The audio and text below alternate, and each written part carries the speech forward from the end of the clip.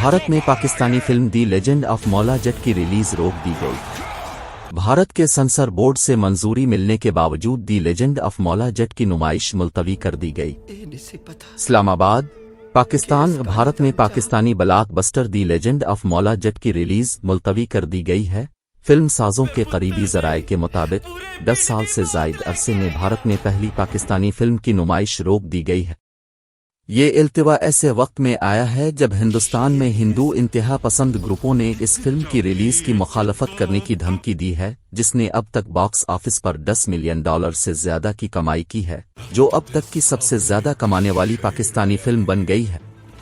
ذرائع نے تصدیق کی کہ بھارت کے مرکزی سنسر بورڈ سے منظوری ملنے کے باوجود فلم کی نمائش 30 دسمبر کو نہیں کی گئی، جیسا کہ پہلے منصوبہ بندی کی گئی تھی۔ فلم کو سنسر بورڈ سے منظوری مل گئی، لیکن نامعلوم وجوہات کی بنا پر اس کی ریلیز روک دی گئی۔ ذرائع نے بتایا کہ ڈسٹری بیوٹرز نئی ریلیز کی تاریخ تلاش کرنے کی کوشش کر رہے ہیں۔ آئینوکس لیزر، ایک ہندوستانی ملٹی پلیکس چین، نے 26 دسمبر کو کہا تھا کہ یہ فلم شمالی ہندوستانی ریاست پنجاب کے ساتھ ساتھ دارالحکومت نئی دہلی کے منتخب تھیٹروں میں بھی دکھائی جائے گی۔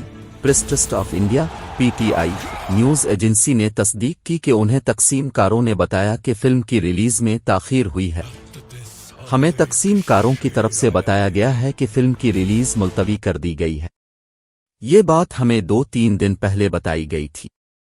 ملٹی پلیکس چین کے ایک عہدیدار نے PTI کو بتایا کہ ہمارے ساتھ مزید کوئی تاریخ شیئر نہیں کی گئی ہے۔